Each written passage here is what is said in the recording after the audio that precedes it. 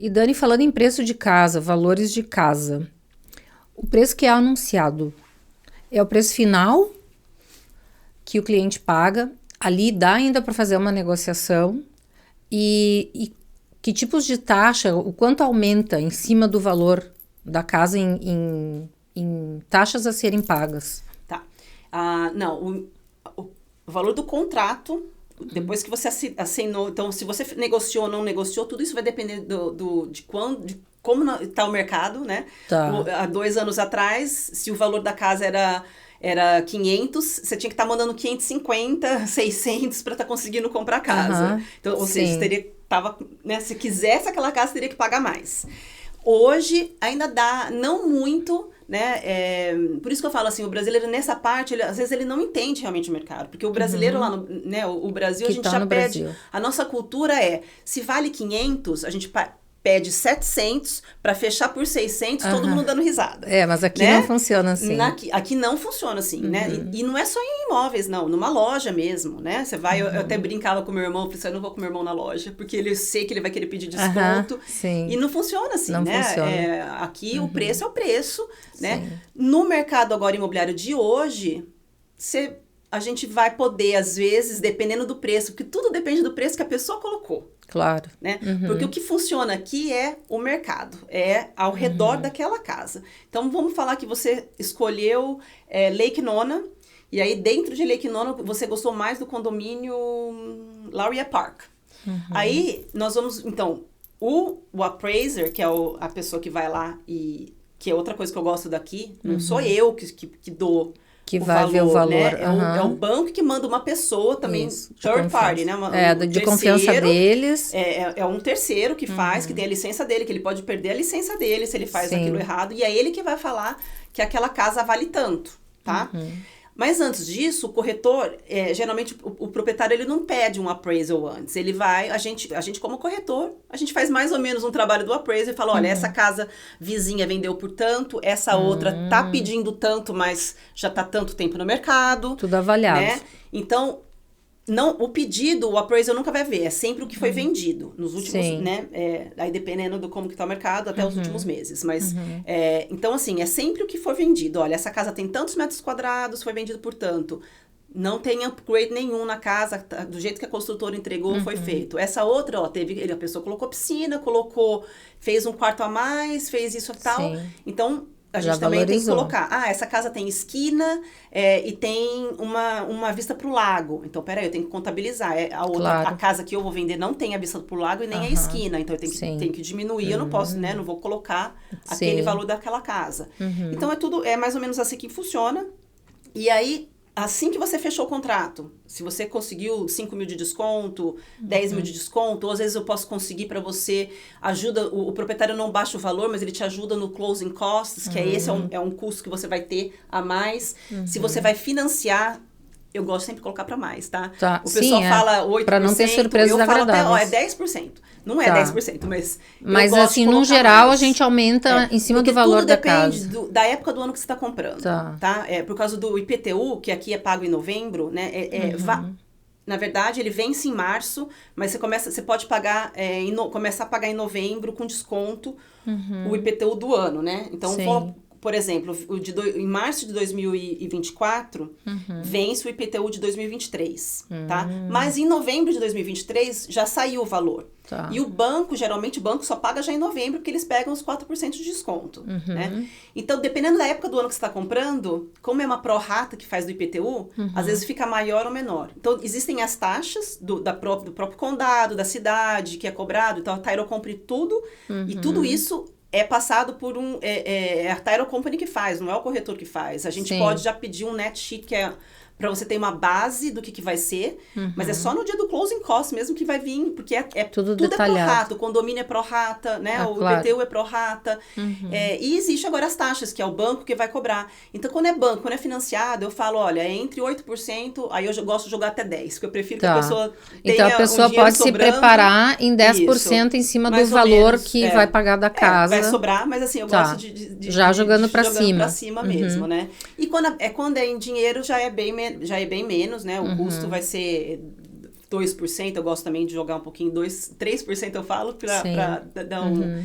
então, é bem menor, né? Porque já não tem os custos do banco. Sim, é só os custos realmente das taxas, né, do condado, da cidade, da title company, né, e isso daí eu tô falando do comprador, tá? Porque o vendedor tem uma outra taxa, aí tudo depende de quanto que ele tá pagando de comissão e tal, mas então isso pro comprador é mais ou menos essa a taxa. Mas isso tudo pode incluir no financiamento e é diluído nas parcelas, né?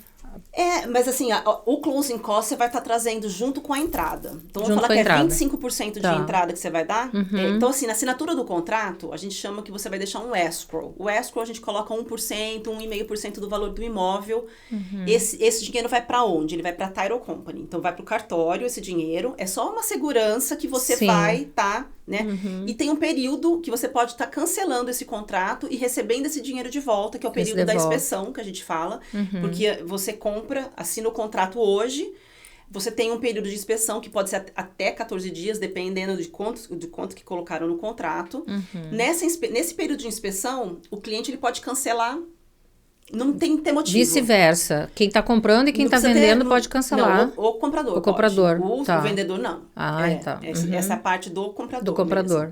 Aí o comprador ele pode, olha, sabe de uma coisa? Eu desisti, não quero comprar, ou gostei de uma outra casa. Tá. Dentro dos 14 dias o dinheiro volta. Não precisa necessariamente ser por algum motivo da inspeção, né? Aí vem a inspeção, aí depois da inspeção aí vai ter o appraisal, que é o banco que vai falar se vale ou não vale a casa, porque você também não vai comprar uma casa que você está comprando por 600 e a casa vale 500. Claro. Aconteceu isso há 2 anos atrás. Sério? Mas as pessoas faziam você assinar que independente se o appraisal não chegava naquele valor, você pagaria a diferença. Não é que você não pode comprar, você pode continuar comprando. Sim. Mas o banco não vai estar pagando aquele valor. Claro. E aí você vai pagar, se é de 100 mil de diferença, o comprador teria que ter 100 mil para estar pagando a mais, né? Do que o banco avaliou. Entendeu? Sim. Então isso acontece, por isso que eu falo, é muito importante, são tantas regras, são tantas coisas pequenas, é muito importante que tenha um corretor e um corretor que entenda do que ele está... Claro. Do que ele está trabalhando, né? Sim, porque o contrato, por mais que o corretor, a gente não pode modificar o contrato, mas aonde você assinala, né? Você tem, como se fosse, né? Colocar o xizinho em cada lugar e tal. Aquilo faz a diferença na hora de você estar comprando. Um detalhe errado já dá para muito problema. E a gente não está falando de valores baixos, né? Valores altos. E a gente não quer que a pessoa... nem perca esse escrow, que é um dinheiro, esse 1% que ele deixou como entrada, né? E a entrada em si mesmo... Lá na frente, só no dia do closing é que o cliente vai trazer o dinheiro da entrada. Vai descontar se ele já deu, vamos falar que ele já deu 5 mil, né, no escrow, e o valor da entrada era 100 mil, então era 95 mil que ele tem que levar no dia do closing, né? Ele vai estar com o papel, com o documento certinho do que aqui o americano é muito, cada item tá lá. Você sabe para onde o teu dinheiro vai, cada item, e se sobrar 12 centavos, você vai receber um cheque depois da tua casa, da title company, porque a title company, ela é auditada, né? Sim. Então, você vai receber um cheque de 12 centavos que isso foi cobrado a mais. Eu acho incrível, né? aqui, isso eu acho incrível. É demais. Dani, há 3 anos atrás, acho que foi 3 anos atrás, eu ajudei, assim, uma amiga hispana, ela queria parceria, assim, para procurar casa, né, aqui no Lake Nona, olhar e ajudar a escolher. E ela encontrou uma casa muito boa, precisava de uma reforminha, mas a casa num condomínio excelente, uma casa boa. E o corretor disse assim para ela, olha só, já tem 3 pessoas interessadas nessa casa, então, se tu realmente quer ela, a gente vai ofertar um pouco a mais e vai fazer uma carta explicando o porquê que tu quer essa casa. E eu fiquei impressionada, eu disse, nossa, mas quem que vai avaliar uma carta de um comprador dizendo, né, porque, o que ele falou? As outras pessoas que já tinham interesse na casa também ofereceram um valor maior. Sim. Então, digamos, a casa era 500 mil, todo mundo ofereceu 530. Qual a diferença que ela ia ter para ela conseguir dentro dos 530? Ou oferecer 550, né?